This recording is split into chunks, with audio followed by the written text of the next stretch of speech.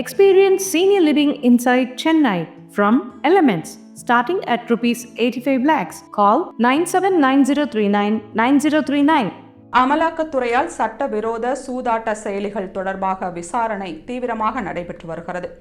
பண மோசடி தடுப்பு சட்டத்தின் கீழ் விசாரணை நடைபெறும் நிலையில் டிஜிட்டல் தளங்கள் கூகுள் மற்றும் மெட்டா மீது குற்றச்சாட்டு சுமத்தப்பட்டுள்ளது.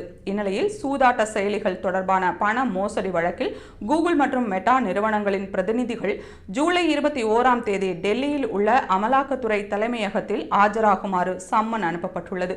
இத்தளங்கள் V money, VM trading, standard traders, Apple capital, Lotus book, 11 stars and கேம்பட் லீக் உள்ளிட்ட சூதாட்ட செயலிகளுக்கு விளம்பரம் செய்ததாகவும் பயனர்களை நேரடியாக சென்றடைய உதவியதாகவும் குற்றம் சாட்டப்பட்டுள்ளது.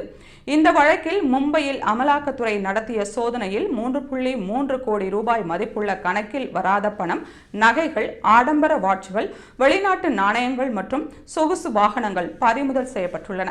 மேலும் இந்த சூதாட்ட செயலிகளுக்கு விளம்பரம் செய்த பிரபலங்கள் மீது விசாரணைக்கும் தீவிரமாக நடந்து வருகிறது. நடிகர்கள் பிரகாஷ் ராஜ், விஜய் தேவரகொண்டா, ராணா உள்ளிட்ட 29 பேர் மீது அமலாக்கத்துறை நடவடிக்கை எடுக்க திட்டமிட்டுள்ளது.